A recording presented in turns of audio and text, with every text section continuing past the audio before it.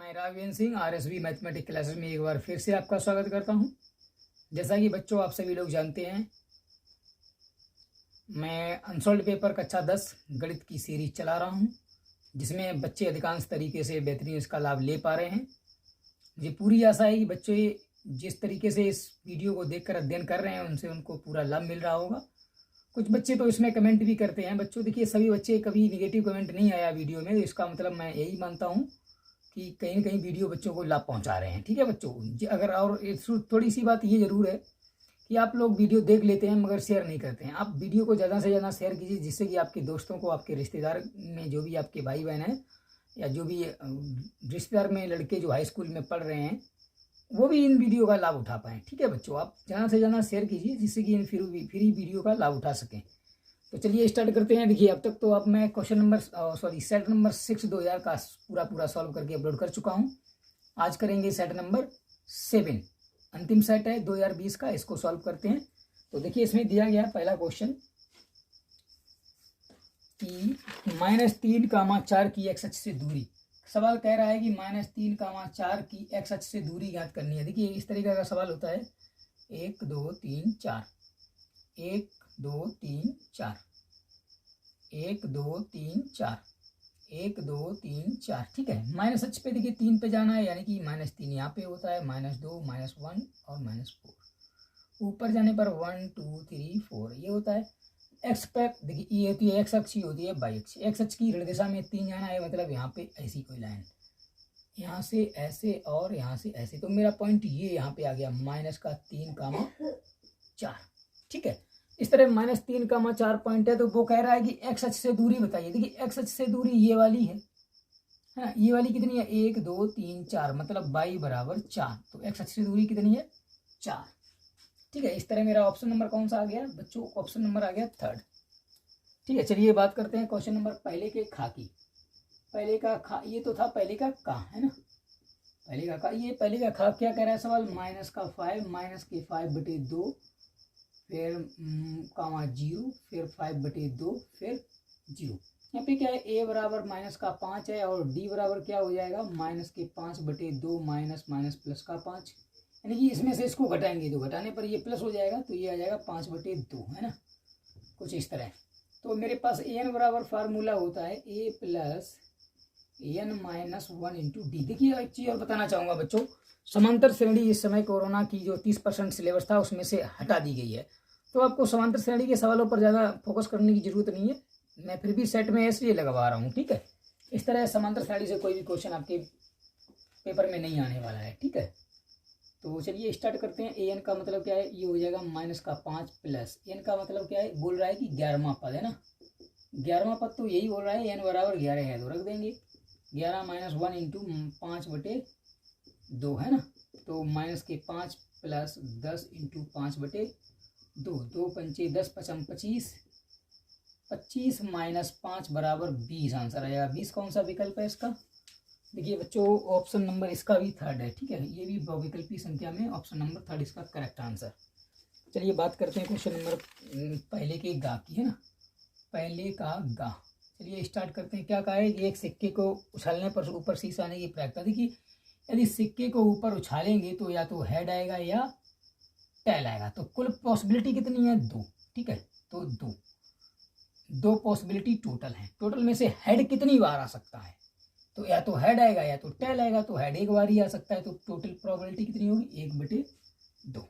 ठीक है, तो इसी प्रकार पहले का घा को सॉल्व कर देते हैं। यहाँ पे दिया गया है sin² 60 डिग्री माइनस के sin² 30 डिग्री। ये कितना हुआ है, √3/2 का होल स्क्वायर माइनस 1/2 का होल स्क्वायर। 3/4 माइनस 1/4 बराबर 2/4 बराबर 1/2। इस तरह इसका आंसर आ गया 1/2। ठीक है, क्वेश्चन नंबर पहले के घात तक लग गए हैं। बात करते हैं क्वेश्चन नंबर इंडिया की। चलिए, इंडिया जो सवाल है उसे भी देख लेते हैं। क्या कह रहा है कि त्रिभुज AHK और ABK, त्रिभुज AHK, त्रिभुज AHK और समरूप ये वाला दिया गया है ना, ऐसा नहीं, समरूप का साइन ऐसा बनता है, त्रिभुज ए बी सी ये समरूप है, समरूप है तो इसका मतलब क्या हो जाएगा, देखिए यहाँ पे ऐसे कुछ दिया गया है मेरे को, एक लाइन है ऐसी और एक लाइन ऐसी, ये है ना, थोड़ा ये छोटा था, कोई दिक्कत नहीं है इसमें, ए बी सी और एच ये है के ये है ना। तो यहाँ पे देखिए क्या है, ये भुजा इसके संगत है, ये भुजा इसके संगत है ना, और ये वाली इसके संगत भुजा है, ठीक है। तो इसमें क्या होने वाला है कि ए बी बटे ए एच हो जाएगा, ए एच बटे ए बी हो जाएगा, ठीक है, और बी सी बटे एच के हो जाएगा। यानी देखिए ये एच वाला पहले चला ना, तो एच के ऊपर रहने वाला है क्योंकि ऊपर वाले के ऊपर है, एच के बटे बी सी हो जाएगा। अब देखिए दिया क्या गया है सवाल में, ए के बराबर भी दिया गया है कहीं ना कहीं, तो ए के बराबर सी ए हो जाएगा, तो ए के बटे सी, ऐसा ये कंडीशंस फॉलो होती हैं जब भी हम समरूप त्रिभुज होते हैं। तो क्या होता है कि समरूप त्रिभुजों की जो संगत भुजाएं हैं वो अनुपातिक होती हैं और प्रत्येक संगत कोण बराबर होता है, ठीक है, ये कंडीशन होती है, यहाँ से निकल के आती है। चलिए मैं स्टार्ट कर देता हूँ। ऐसे ए सी का मान पूछा गया है, ए सी का मतलब इससे, तो मेरे को क्या दिया गया, ए के दिया गया है, ए के और बी सी और एच के, ए के बी सी और एच के। तो मैं इन दोनों पोर्शन से सवाल को सॉल्व करता हूँ। एच के बराबर दिया गया है 7 बटे बी सी का मान दिया गया है 3.5 बराबर ए के का मान दिया गया है 10, ये दिया गया है 10। तो ए सी बराबर पूछा गया है, सी ए या ए सी बात है। तो यहाँ से क्या आने वाला है बच्चों, तो ए सी बराबर आने वाला है 10 गुणे 3.5 बटे 7, तो 7 0.5 और यहाँ से इसको काट देंगे तो ए सी बराबर आ गया बच्चों 5। ए सी बराबर कितना आ गया, ए सी बराबर आ जाएगा मेरा 5 सेंटीमीटर। बस यही मेरा आंसर हो गया इंग्या का। चलिए बात करते हैं क्वेश्चन नंबर इंग्या की बाद की, ठीक है। तो इंग्या के बाद में कौन सा क्वेश्चन आने वाला है, पहले का चा, चलिए उसे भी देख लेते हैं बच्चों। देखिए पहले के चा में कहा गया है यदि द्विघात समीकरण 3x² - 6x 3x² - 6x plus का k बराबर 0 के मूल कैसे हैं, समान हैं, है ना। मूल समान है तो k का मान पूछा गया। तो कि जब मूल समान होते हैं तो क्या होता है, d बराबर 0, d बराबर 0 का मतलब हो जाएगा b² - 4ac बराबर 0। तो यहाँ से क्या तुलना करेंगे, देखिए इसकी तुलना करने वाले हैं हम लोग ax² plus bx plus c बराबर 0 से तुलना करने पर, है ना। जैसे ही तुलना करेंगे तो ये क्या हो जाएगा, a बराबर 3 आ जाएगा, b बराबर -6 आ जाएगा और c बराबर k आ जाएगा, ठीक। तो यहाँ से क्या करेंगे हम लोग, b² का मतलब क्या है, देखिए इसमें मान रख देंगे तो -6 का होल स्क्वायर -4 × 3 × k बराबर 0, 6×4 = 36 -4 12 k बराबर 0, तो 12 k बराबर 36, तो k बराबर क्या आ जाएगा 3। बस इट्स माई करेक्ट आंसर। कौन सा ऑप्शन दिया गया है इसमें, option number first, option number 1 correct है। तो बात करते हैं दूसरे के का की। दूसरे का क्या बोल रहा है, यदि संख्याओं 1656 और 4025 का मासा यूक्लिड विभाजन प्रमेय द्वारा ज्ञात कीजिए। देखिए क्वेश्चन नंबर दूसरे के काम में कहा गया है 1656 व 4025 का मासा निकालना है ना। मासा यूक्लिड विभाजन मतलब भाग विधि द्वारा निकालना है। तो 1656 डिवाइडेड बाई 4025 ऐसे, तो 2 बार भाग जाएगा तो ये कितना होने वाला है, 6 दूनी 12, 5 दूनी 10 और 1 11, 16 दूनी 32 और 1 33। यहाँ पे बचेगा 3, यहाँ पे बचेगा 1, यहाँ पे बचेगा 700। तो ये कितना हो जाएगा, देखिए इसको उठा के यहाँ रख देते हैं हम लोग, यानी हर बार जिसका भाग दिया था उस जो शेष बचे उसका भाग उसी में देना है। तो 1656, आप इस बात को नोट करेंगे, हर बार ये संख्या यहाँ आएगी, अगली बार ये वाली अंदर जाएगी, ठीक है। तो 7 दूनी 14 और 3 दूनी 13 दूनी 26, ठीक है। इस तरह से ये हो जाएगा 0, ये बचेगा 3, 230 बचा, तो 713 और 230 है, तो 23×69 होता है, आराम से चला जाएगा 690। कितना बचा बच्चों, यहाँ पे बचा है 23। तो 23 बचा है, तो 223 में तो इसका 10 बार भाग चला जाएगा, तो आंसर हो जाएगा कितना, मासा बराबर हो जाएगा मेरा 23। यह इससे करेक्ट आंसर। ठीक है, मासा द्वारा आ गया करेक्ट आंसर।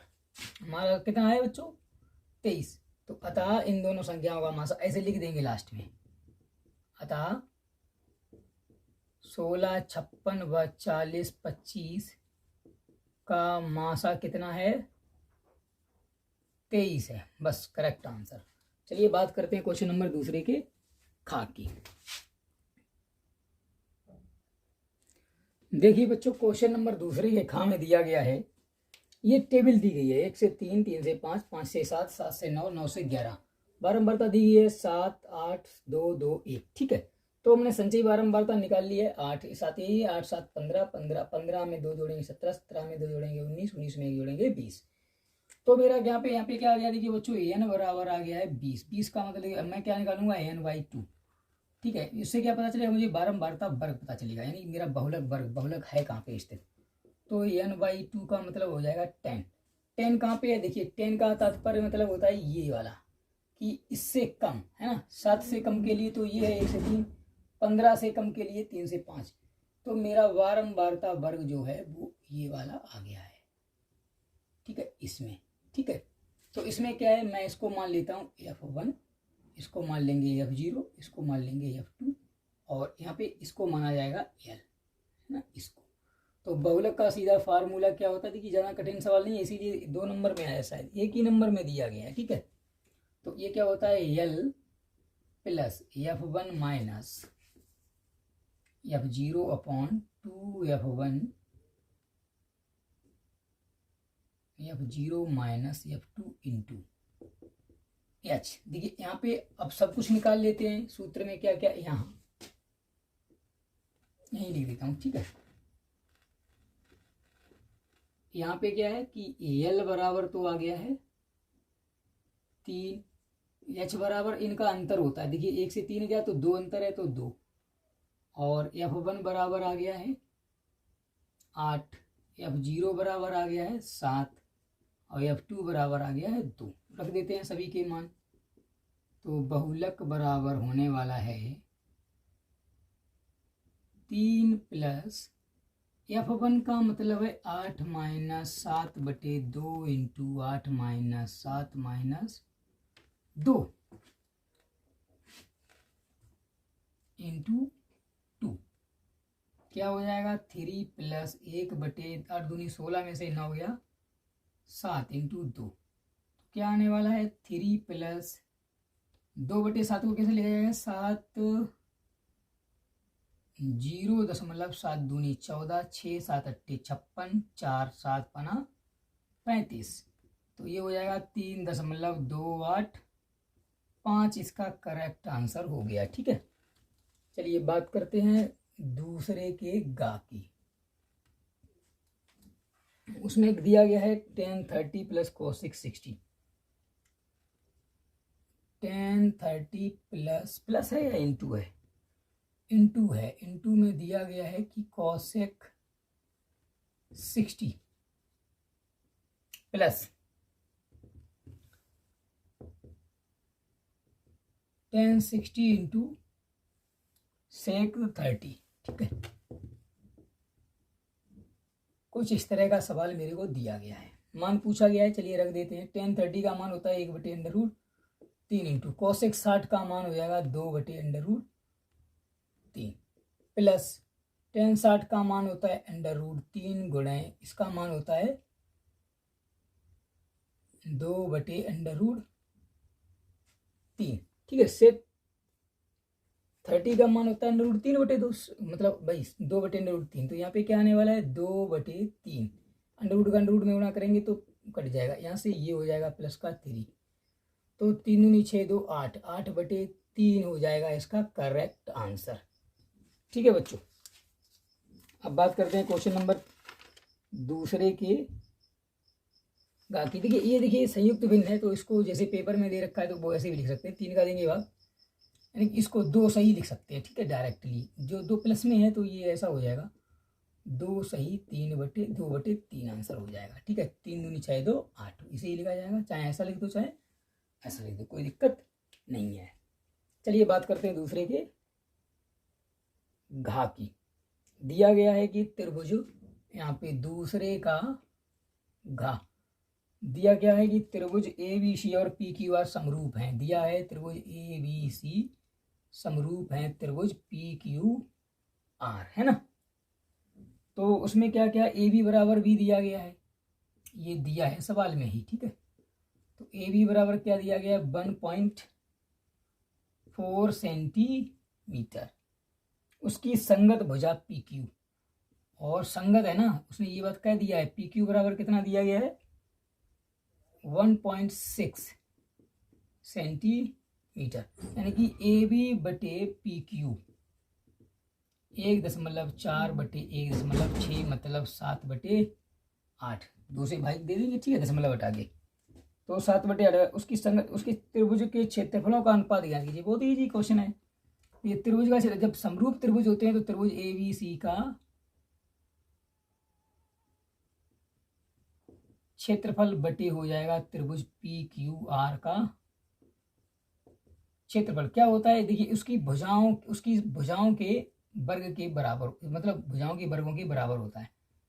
तो पी क्यू का होल स्क्वायर ऐसा आने वाला है, तो ये हो जाएगा 7/8 का होल स्क्वायर, मतलब 7×7 = 49 और 8×8 = 64।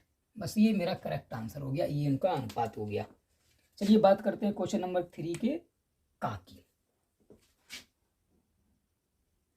देखिए बच्चों, तीसरे के का में कहा गया है कि सिद्ध कीजिए √3 एक अपरिमेय संख्या है, सिद्ध करना है। तो हम लोग क्या करने वाले हैं कि उसको अपरिमेय संख्या सिद्ध करना है, तो हम लोग क्या करेंगे, माना कि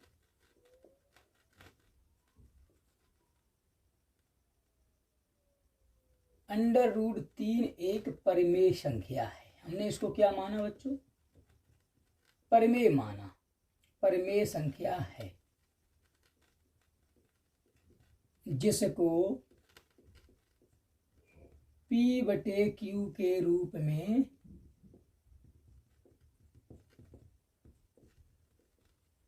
लिखा जा सकता है। देखिए अगर कोई संख्या परिमेय है तो उसे P/Q के रूप में लिखा जा सकता है, ठीक है, लिखा जा सकता है, जहां P व Q कैसे हैं, सहअभाज्य। सहअभाज्य क्या है, पूर्णांक है, मतलब इनके बीच में कोई भी उभयनिष्ठ गुणनखंड नहीं है। मतलब यानी कि 4 और 6 हो तो इनमें 2 का भाग चला जाएगा, तो ये ऐसे नहीं है, ये 2 है तो ये 3 है, मतलब ऐसी कोई संख्या नहीं है जो इन दोनों में भाग चला जाए, ठीक है। तो ये सहअभाज्य का मतलब होता है। तो स्टार्ट करते हैं हम लोग। अगर ये परिमेय संख्या मान ली है तो इसलिए क्या हो जाएगा, √3 बराबर हो जाएगा P/Q। हमने क्या किया, इसका वर्ग कर देंगे, ठीक है, दोनों पक्षों का वर्ग करने पर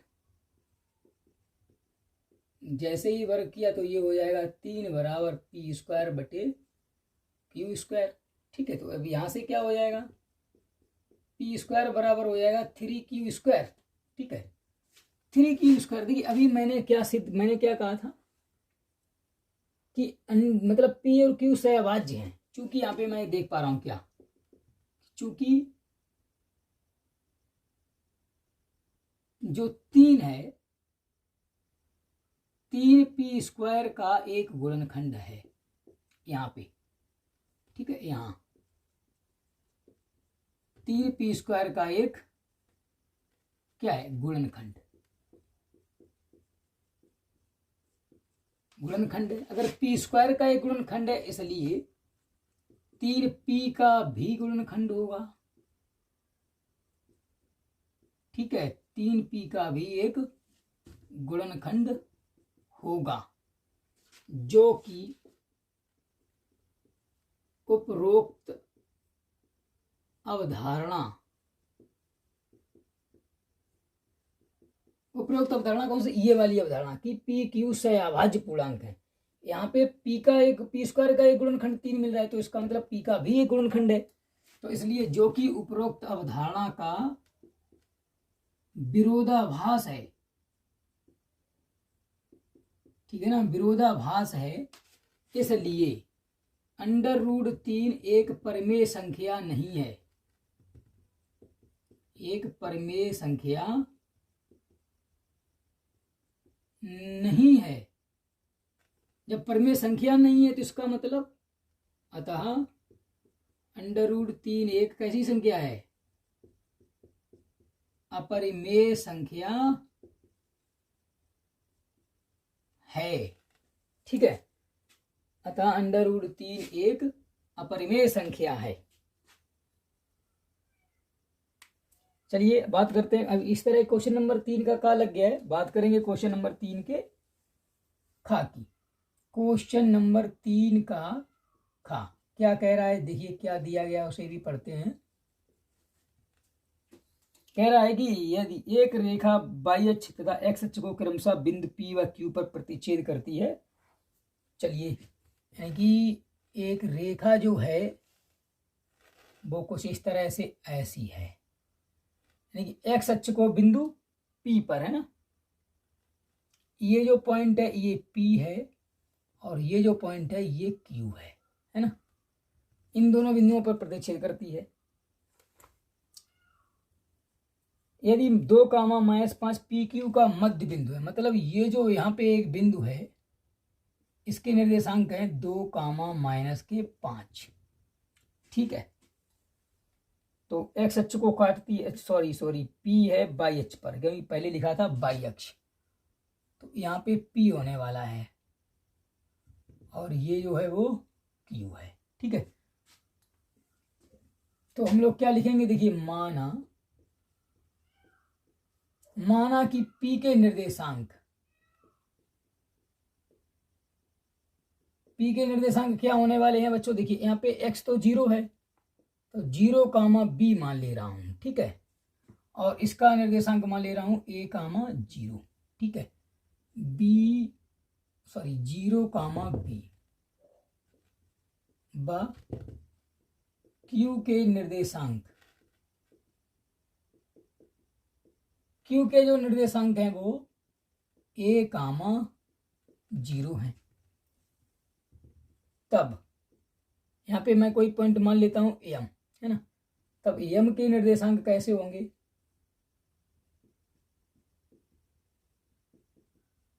M के निर्देशांक देखिए इन दोनों के मध्य बिंदुओं का निर्देशांक इस सवाल में कहा गया है। तो मध्य बिंदु के निर्देशांक क्या क्या होते हैं, देखिए ये है x1, ये है y1, ये है x2, ये है y2। तो मेरे पास क्या होता है x1 + x2 बटे 2, y1 + y2 बटे 2, ये होते हैं m के निर्देशांक, ठीक है, मध्य बिंदु के निर्देशांक, मध्य बिंदु के निर्देशांक। तो मध्य बिंदु के निर्देशांक कितने हैं, 2, -5 है ना, 2, -5 बराबर क्या हो जाएगा, x1 0 + a बटे 2, ये क्या हो जाएगा b + 0 बटे 2, बस सिंपल, ठीक है।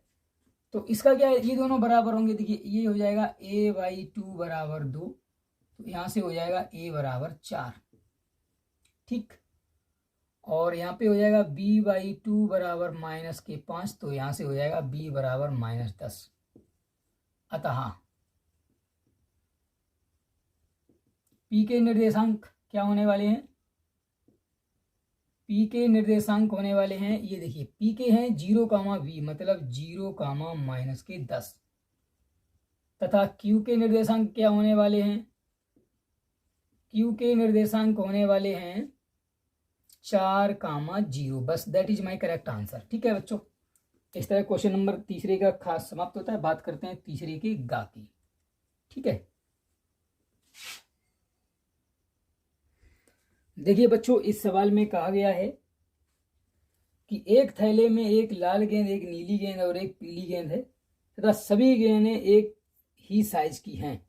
कृतिका बिना थैले के अंदर झांके यदि उसमें से एक गेंद यदृच्छा निकालती है तो इसकी प्रायिकता ज्ञात कीजिए। नंबर 1 वह गेंद पीली होगी, नंबर 2 वह एक लाल गेंद होगी, वह एक नीली गेंद होगी। ठीक है, तो चलिए कोई बात नहीं, मैं इसको सॉल्व कर देता हूं। देखिए कुल गेंदें कितनी हैं, कुल गेंदें का मतलब है कितने में से कितनी निकाली। कुल गेंदें कितनी है, कुल गेंदें हैं 3। ठीक है, तो ये इस कुल गेंदों का मतलब क्या होगा, इसको मैं लिख लेता हूँ एन ऑफ सैंपल स्पेस। मतलब मेरे पास टोटल n प्रकार हैं जिसमें अगर वो एक गेंद निकालती है तो वह एक एक करके 3 गेंदें निकाल सकती है। ठीक है, तो टोटल कितनी गेंदें निकाल सकती है, 3। तो उसमें से उसने क्या कहा है कि अब वो कह रहा है नंबर ए, सवाल अब बात करते हैं। नंबर ए, जो एक गेंद उसने निकाली तो गेंद कैसी हो, लाल हो, एक लाल गेंद है ना। निकालने की प्रायिकता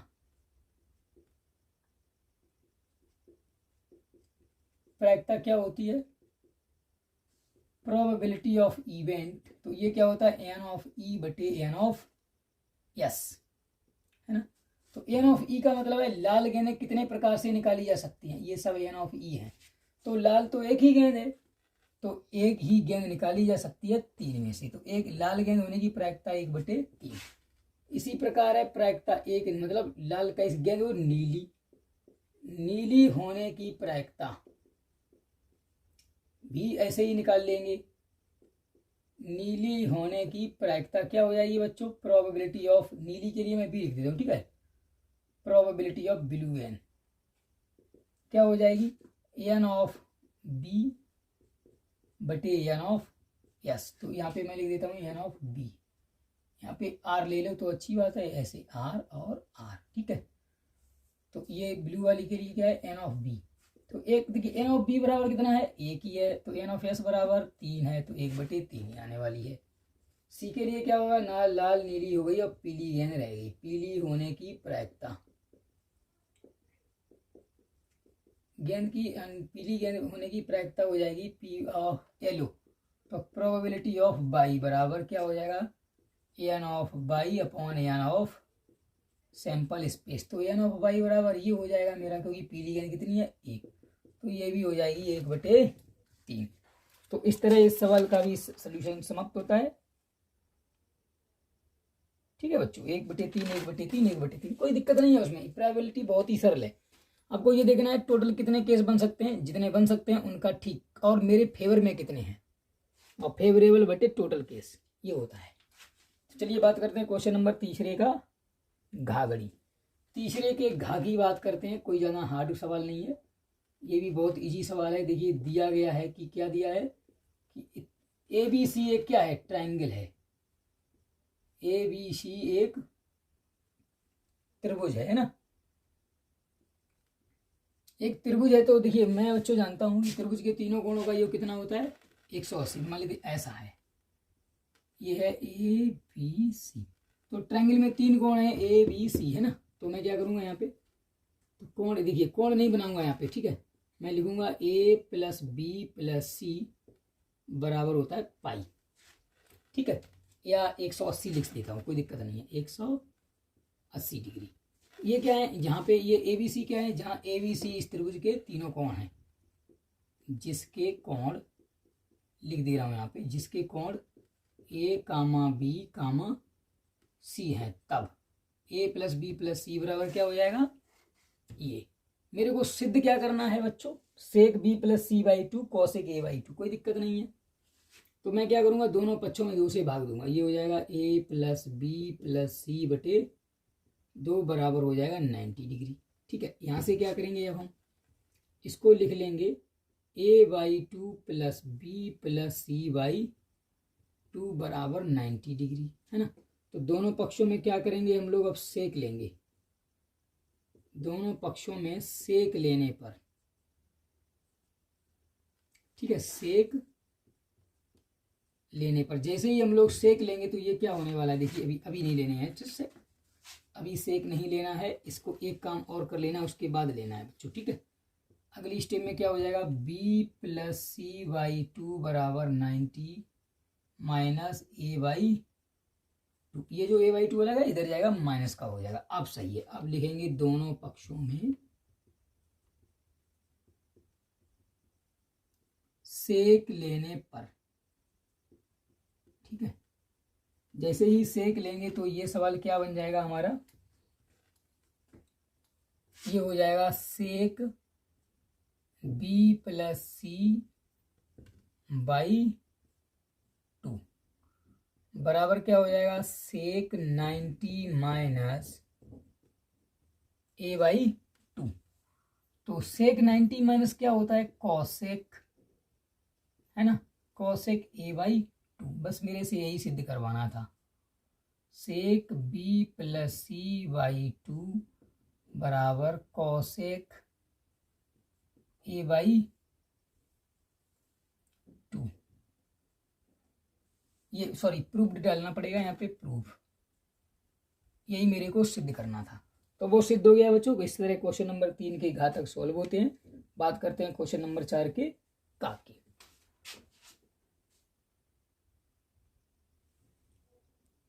देखिए बच्चों, इसमें क्या कहा गया है कि क्वेश्चन नंबर 4 के काम में कहा गया है कि बिना लंबी विभाजन प्रक्रिया किए दर्शाइए कि परमेय संज्ञाओं का दशमलव प्रसार शांत होगा और प्रत्येक दशमलव के रूप में व्यक्त कीजिए। ठीक है, तो एक क्वेश्चन में दिया गया है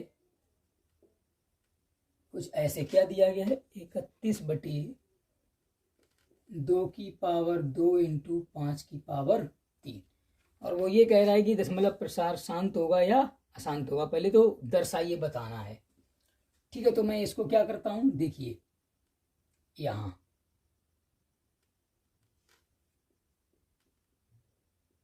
2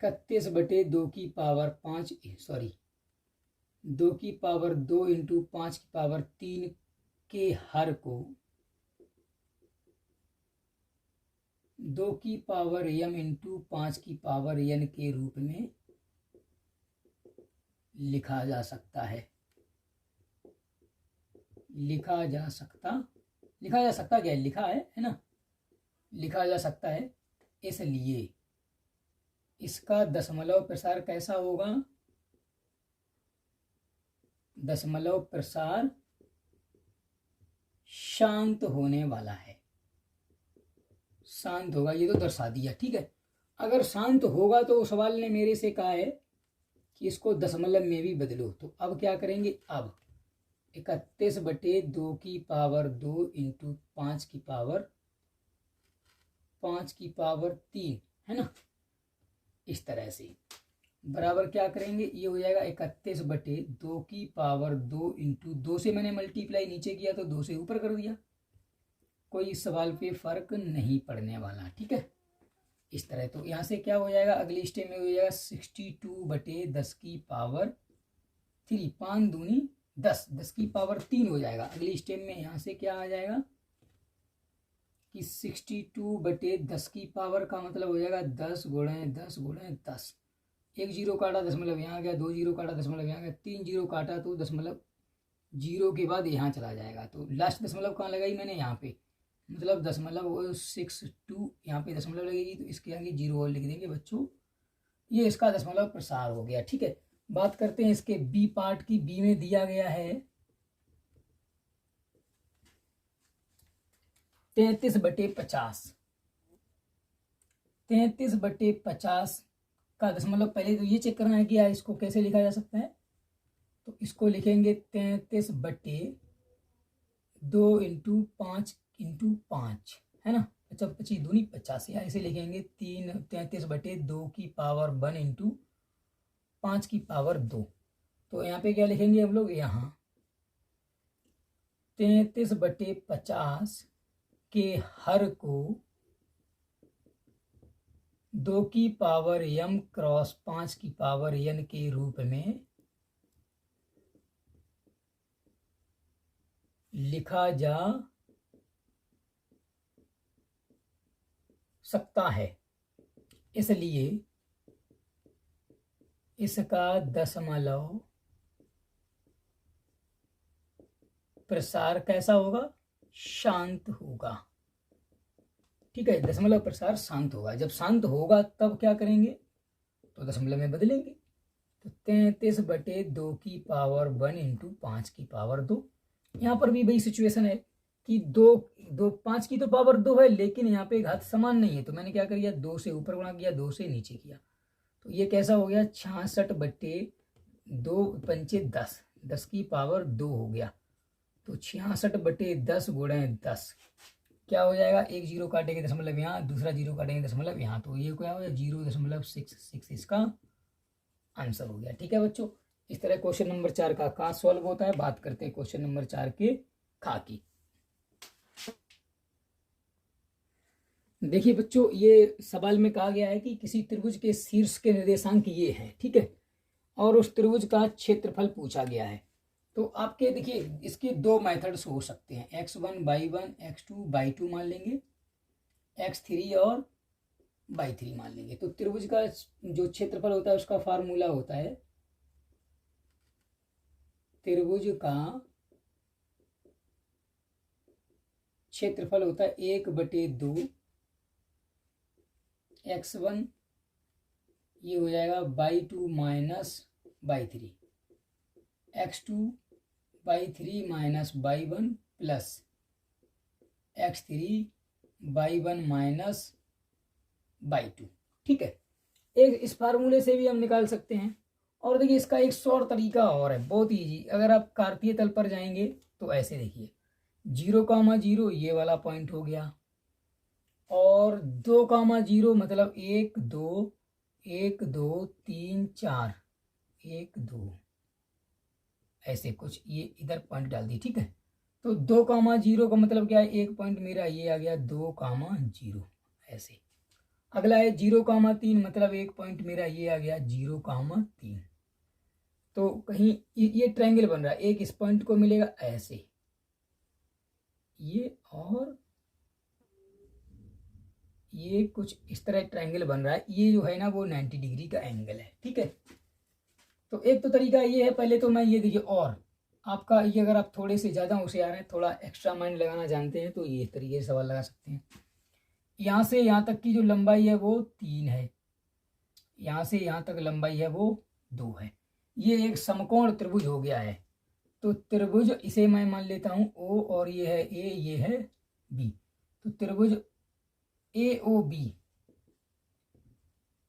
का क्षेत्रफल क्या हो जाएगा, 1/2 आधार गुणे ऊंचाई। ठीक है ना, आधार गुणे ऊंचाई। देखिए आधार गुणे ऊंचाई नहीं, यानी समकोण बनाने वाली भुजाएं। ठीक है, समकोण बनाने वाली, आधार गुणे लंब लिख सकते हैं क्योंकि दो ही समकोण बनाने वाली भुजाएं होती हैं। तो क्या हो जाएगा 1/2 इंटू 3 इंटू 2, 3 दूनी 6 का आधा, 2 से 2 कट गया, उत्तर आ गया 3 इकाई या 3 मात्रा। ठीक है, उत्तर तो 3 मात्रा हो गया। देखिए अब इसमें आप लोगों की जो सिलेबस में है या कक्षा 10th में है, वो ये सूत्र दिया गया है आपको। अगर आप इस मेथड से चलते हैं तो भी आपका सही माना जाएगा, बिकॉज कार्तीय तल भी आपके सिलेबस में है। अगर कार्तीय तल आपके सिलेबस में है तो ये कार्तीय तल पर तो मैंने चित्र बनाया है, और त्रिभुज का जो फार्मूला लेटेस्ट चल रहा है प्रचलन में जो है समकोण त्रिभुज का फार्मूला, वो ये वाला लगा दिया है हमने। ठीक है, फिर भी अगर आप इस तरीके से नहीं लगा पाते हैं, ये थोड़ा हटके है, तो इस विधि से तो आप लगा ही सकते हैं। ठीक है, तो 1/2 x1 का मतलब हो गया 0 माइनस y1/2 माइनस मतलब क्या हो गया 0 माइनस 3, कोई फर्क नहीं पड़ता इससे क्योंकि ये वाला 0 सबको 0 कर देगा, प्लस x2 2 आ जाएगा, y3 माइनस y1 3 माइनस 0 आ जाएगा, प्लस x3 फिर से 0 आ गया है ना। तो 0 आ गया तो क्या करेंगे हम लोग, 0 माइनस 0 ये हो जाएगा 0 माइनस 0, कुछ नहीं है 1/2 ये हो जाएगा 0 प्लस 6 प्लस 0। तो यहाँ पे देखिए 6/2 हो जाएगा, तो भी उत्तर आएगा 3 इकाई। 3 इकाई या 3 मात्रक, बात एक ही है। ठीक है, कहीं कहीं इकाई लिखा हुआ आता है, कहीं कहीं मात्रक लिखा हुआ आता है, तो सॉरी, लेकिन क्षेत्रफल की इकाई होती है वर्ग इकाई, है ना, ये भूल गया था हम, वर्ग इकाई। तो ये जो क्षेत्रफल होता है वो वर्ग में लिखा है, वर्ग इकाई। ये यहाँ पर भी लिखा जाएगा वर्ग मात्रक, है ना, ये कुछ इस तरह। आंसर हो गया क्वेश्चन नंबर 4 के खा का। बात करते हैं क्वेश्चन नंबर 4 के गा की। क्वेश्चन नंबर 4 के गा में दिया गया है, दो समीकरण दिए गए हैं और कह रहा है कि युग्म का अद्वितीय हल है। क्या दिया गया, देखिए 4x plus P Y plus 8 बराबर 0। उसके बाद है 2x प्लस 2y प्लस 2 बराबर 0। इसको मान लिया इक्वेशन नंबर 1, इसको मान लिया इक्वेशन नंबर 2। ठीक है, तो मैं क्या करूंगा, समीकरण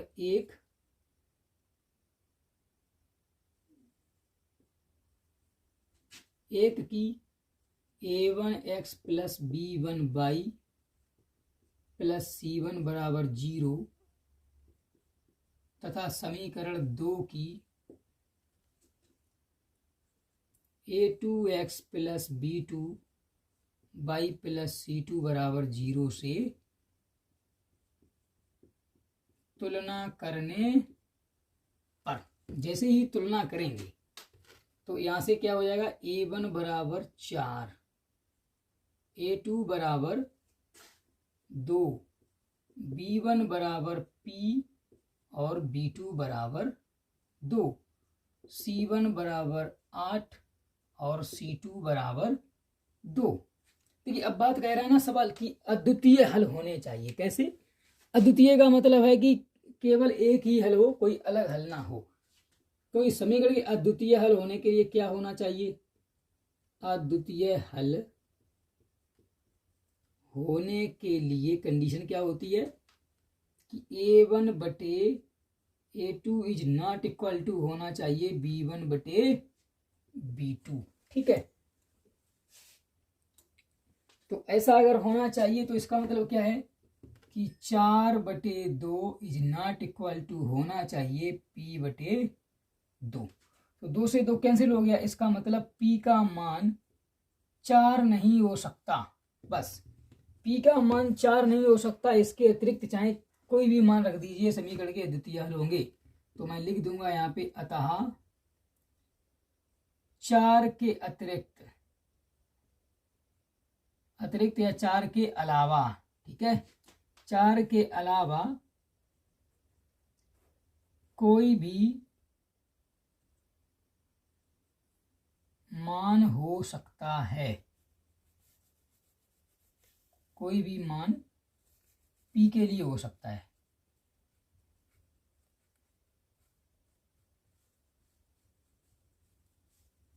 ठीक है, यानी केवल 4 नहीं हो सकता, क्योंकि p is not equal to 4, p का मान 4 नहीं हो सकता। बाकी 1 2 3 और 5 6 8 10 जो भी रखना चाहो वो हो जाएगा, मगर 4 नहीं हो सकता। ठीक है, इस तरह क्वेश्चन नंबर 4 के घातक सोल्व होते हैं।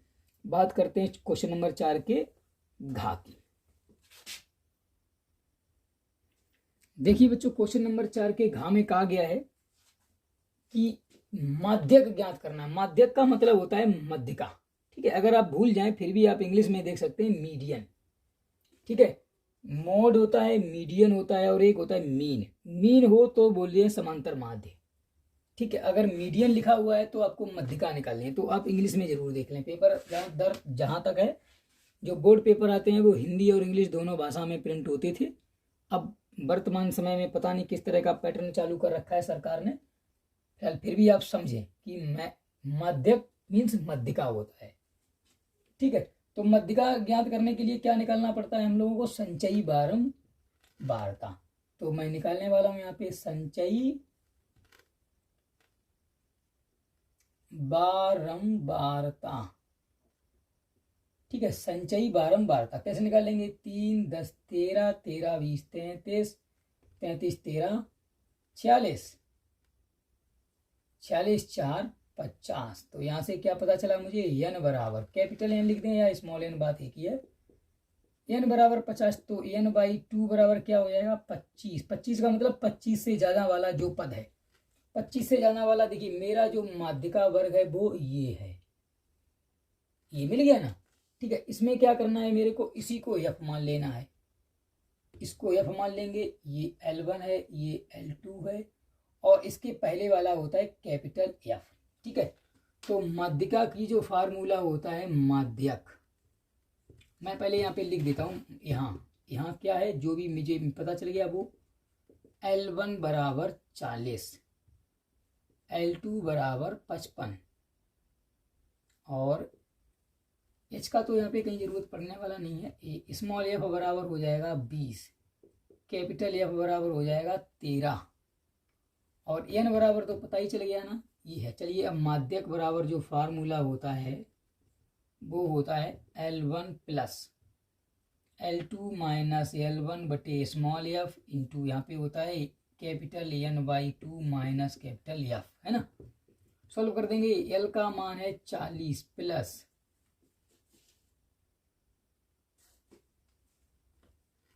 40 प्लस L2 माइनस L1 कितना हो जाएगा, देखिए 15 बटे एफ का मान है 20 इंटू N/2 का मतलब हो गया है 25 माइनस 13, है ना। 25 माइनस 13 तो क्या बचा यहाँ पे 40 प्लस 5 3 15 5 चौकू 20 तो 3/4 इंटू 12 तो 4 3 12 तो यह कितना है 40 प्लस 3 3 9 बराबर 49 इज द करेक्ट आंसर। ठीक है, तो 49 मेरा करेक्ट आंसर हो गया क्वेश्चन नंबर 4 के घ में। चलिए अब बात करते हैं क्वेश्चन नंबर 5 के का की। 5 का दिया गया है क्या कि 2ax प्लस by माइनस है, माइनस का by plus a plus 4b बराबर 0 इक्वेशन नंबर 1। ठीक है, यहाँ पर भी 2 है, ये है bx plus a by plus b minus 4a बराबर 0 इक्वेशन नंबर 2। इनको सॉल्व करके x और y के मान निकालने हैं। ठीक है, चलिए कुछ नहीं, मैं देख पा रहा हूँ, देखिए यहाँ पे a है यहाँ पे b है, बाकी दोनों जगह कोई फर्क नहीं पड़ता। तो यहाँ पे माइनस है यहाँ पे प्लस है, ये दोनों जोड़ने से कट जाएंगे। इसका मतलब ऊपर वाले में मैं लिखूंगा क्या कि समीकरण 1 में a बस समीकरण 2 में b से गुणा करने पर, है ना। चलिए गुणा करने पर, जैसे ही गुणा करेंगे तो ये क्या हो जाएगा बच्चों, देखिए 2a² x minus ab by plus ये हो जाएगा a² प्लस का हो जाएगा 4ab बराबर 0। इसको मान लिया इक्वेशन नंबर 3। इसमें b से मल्टीप्लाई करेंगे तो ये हो जाएगा 2b² x प्लस का ab by plus b² minus 4ab बराबर 0 समीकरण नंबर 4। ठीक है, तो समीकरण 3 व 4 को जोड़ने पर, जैसे ही जोड़ोगे तो ये सब जुड़ जाएंगे ना, तो 2 कॉमन आ जाएगा, a² x minus ab by plus b² x हो जाएगा यहाँ पे, प्लस का ab बाई इधर वाला हो गया इतना plus a² 4ab plus b² minus के 4ab बराबर 0। ठीक है, जुड़कर ये हो जाएगा, इधर तो 0 0 है, कोई फर्क नहीं पड़ता। तो 2a क्या कटेगा, ये कट गया, तो ये क्या बचा, देखिए यहाँ से x भी कॉमन आ जाएगा, x के अंदर क्या बचा a² प्लस b², ऐसे यहाँ पे क्या बचा प्लस, ये इससे कट गया, ये बचा है a² प्लस b² बराबर 0। ये a² प्लस b² दोनों जगह से कॉमन आ रहा है, तो ये क्या हो जाएगा 2x प्लस 1 बराबर 0। यहाँ से a प्लस b का कॉमन लेके भाग दे दिया। ठीक है, तो यहाँ से क्या हो जाएगा x बराबर आने वाला है माइनस का 1/2। इस तरह x का मान आ गया है। x का मान समीकरण 2 में रख दें, समीकरण 1 में रख दें, जिसमें रखना चाहो उसमें रख सकते हो। ठीक है, चलिए मैं रख देता हूँ, समीकरण 1 से स्टार्ट करता हूँ। समीकरण 1 में x बराबर माइनस 1/2 रखने पर, जैसे ही रखेंगे तो क्या हो जाएगा 2 इंटू माइनस के 1/2 इंटू a, है ना, माइनस के b by plus A plus 4b बराबर 0। इसका इसमें मल्टीप्लाई करेंगे तो देखिए यहाँ से क्या होने वाला है, यहाँ से होने वाला है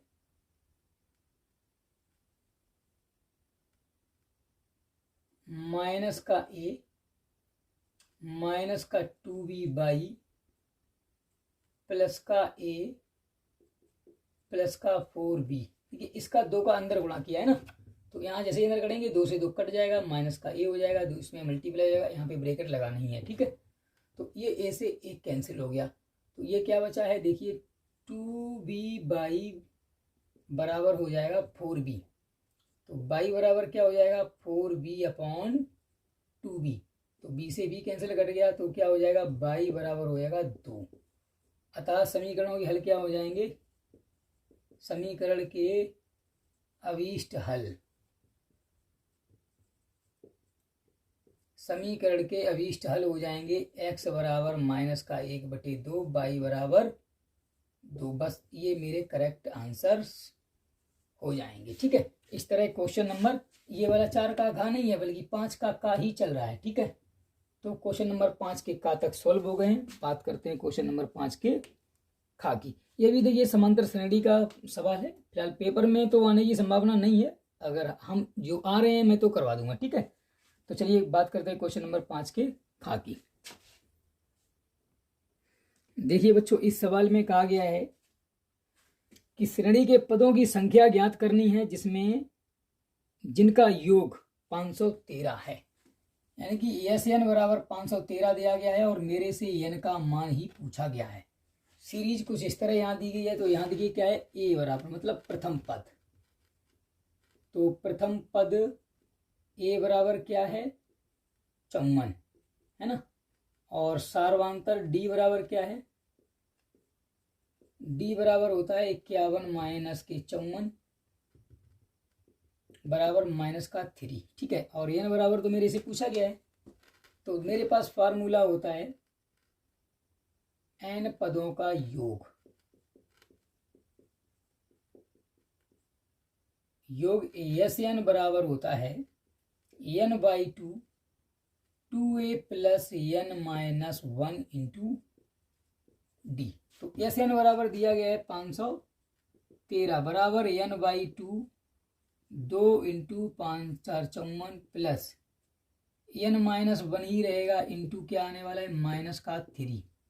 ठीक है, कुछ इस तरह ये हो जाएगा 1026 बराबर एन का अंदर मल्टीप्लाई करें, 54 दूनी 108 हो जाएगा। चलिए अगली बार स्टेप में करेंगे,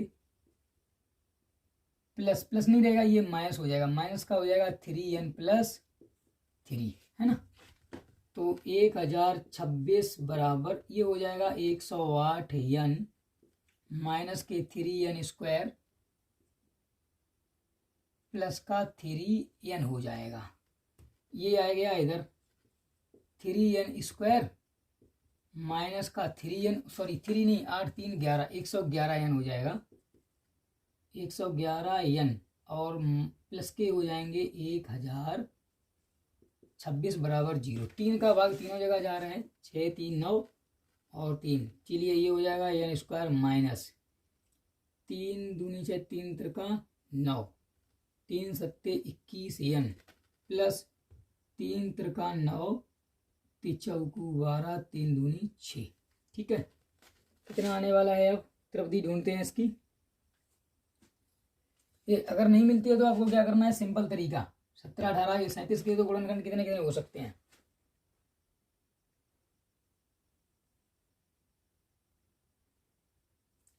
अंतिम पद है 7 और 8 7 56 नहीं आएगा।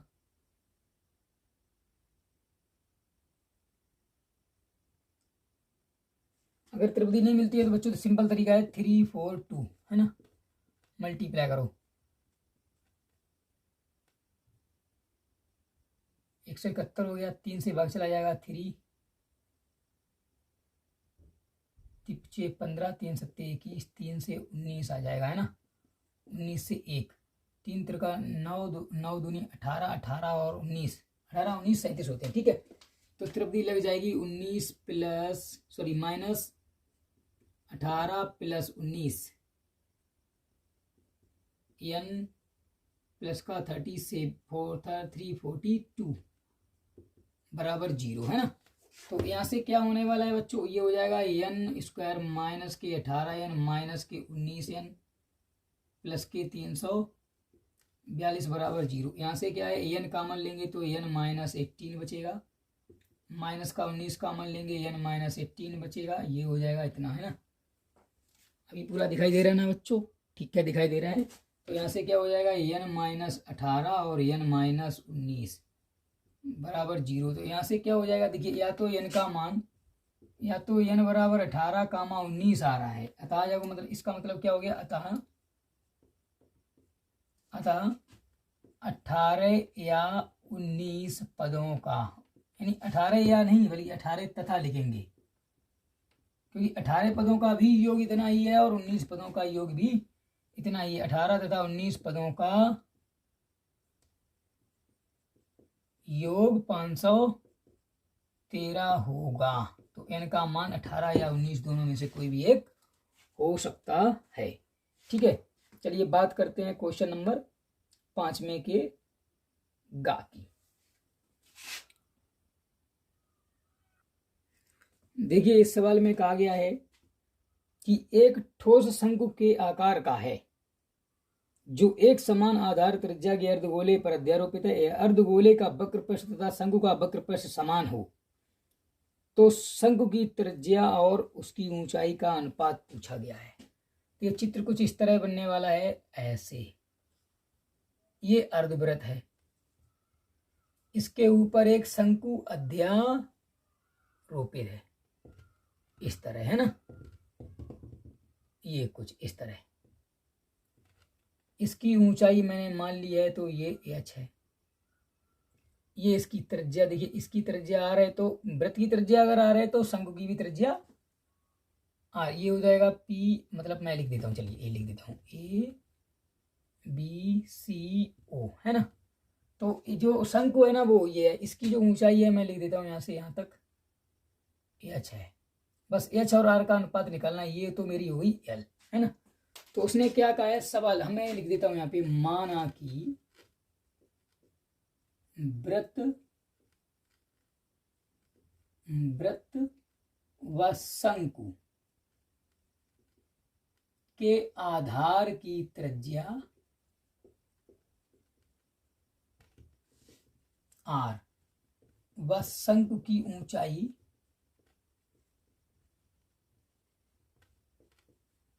h तथा तिर्यक ऊंचाई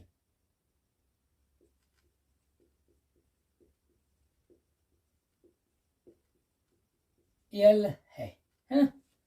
बस अब उसने क्या कहा है सवाल ने, बड़ी सिंपल सी बात, उसने ये कहा है कि गोले का जो अर्धगोला है उसका वक्र पृष्ठ प्लस शंकु जो है उसका वक्र पृष्ठ, तो दोनों कैसे होने वाले हैं। देखिए हमें क्या निकालूंगा अब, अर्धगोले का वक्र पृष्ठ,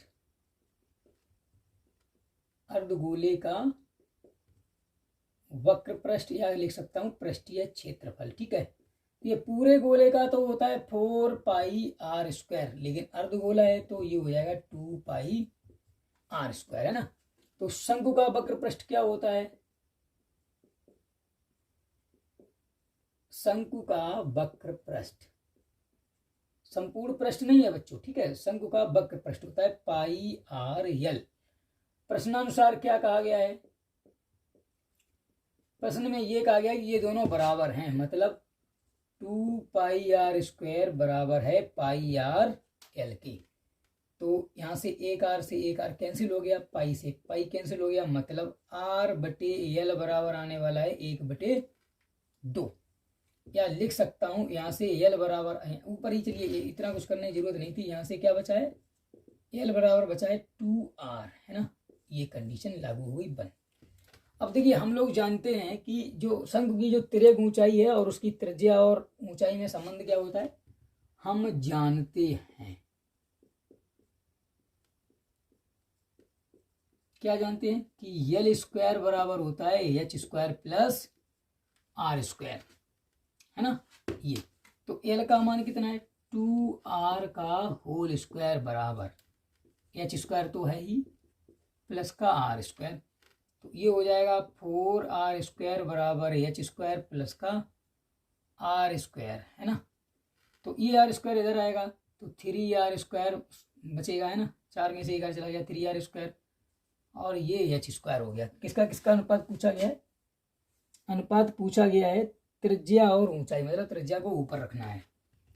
तो ये हो जाएगा r² बटे एच स्क्वायर बराबर क्या हो जाएगा 1/3। तो जैसे ही वर्गमूल लेंगे तो ये r बटे एच बराबर हो जाएगा 1/√3 बस। अतः क्या हो जाएगा, अतः शंकु की त्रिज्या व ऊंचाई का अनुपात 1/√3 होगा। बस ये मेरा आंसर हो गया। चलिए बात करते हैं क्वेश्चन नंबर 5 के घा की। चलिए स्टार्ट करते हैं। देखिए बच्चों, जिस तरह ये सवाल कहा गया है कि एक 60 मीटर ऊंचा भवन है। मान लेते हैं कि ये जो है ना, ये AB भवन है। कितनी ऊंचाई है इसकी? 60 मीटर, है ना ये। और कह रहा है कि एक मीनार जिसके आधार और शीर्ष, देखिए यहाँ कहीं मान लेते हैं एक मीनार है, ये कहीं, ठीक है, ये तो इसका ये एक आधार तो ये है, ये इसका आधार है, ये इसका शीर्ष हो गया, है ना, ये शीर्ष हुआ। तो ये एंगल दिया गया है और एक ये है, इसका जो कोण, देखिए ये वाला जो एंगल दिया गया है वो 30 अंश है और ये पूरा दिया गया है वो 60 डिग्री है, ठीक है। तो माना कि मैं लिख देता हूं ये CD है, ऐसे लिखता हूं CD। माना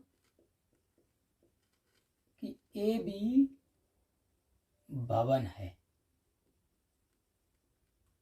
ठीक है, तथा CD मीनार है,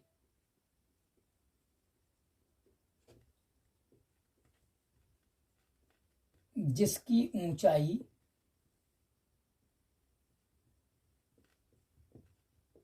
h मीटर है। इसकी ऊंचाई मैंने मान ली है कि यहां से यहां तक h मीटर है और इन दोनों के बीच की दूरी को मान लिया x।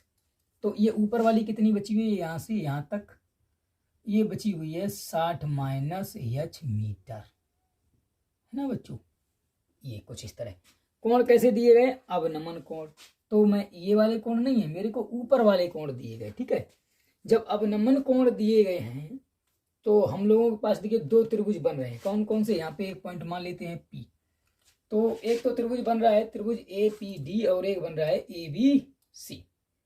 तो मैं क्या करने वाला हूं, तो ये सभी समकोण त्रिभुज हैं, तो अब मैं क्या करूंगा, मीटर है, ठीक है। तथा या माना, एक बात और लिख देते हैं, माना मीनार व भवन के बीच की दूरी कितनी है? x मीटर है। तब समकोण त्रिभुज, और देखिए ये जो कोण दिए हैं वो तो क्लियर है ना, दिया गया है। कोण और के बारे में लिखना चाहो आप वो भी लिख सकते हो, ठीक है। तो समकोण त्रिभुज APD में tan, पूरा एंगल कितना है 60 डिग्री। tan 60 बराबर, देखिए tan थीटा बराबर क्या होता है L/A। तो यहाँ पे A कौन सा होगा, L कितना कौन सा होगा, देखिए कोण के सामने वाला तो L होता है लंब, तो ये क्या होने वाला है PD/AP। या मैं लिख सकता हूं, अगर ये x है तो ये वाली भी यहां से यहां तक x हो जाएगी, x/60 माइनस h। और यहां से क्या हो जाएगा √3 बराबर x/60 माइनस h। तो ये कितना हो जाएगा, देखिए इसका मल्टीप्लाई इधर कर देंगे, तो √3 60 माइनस h बराबर x, समीकरण नंबर 1। अब पुनः चलेंगे हम लोग, पुनः समकोण त्रिभुज जो दूसरा बन रहा है ना वो ABC, पुनः समकोण त्रिभुज ABC में क्या होने वाला है, tan, ये तो होगा मेरा लंब और वो पूरा 60 हो जाएगा a, तो tan 30 बराबर हो जाएगा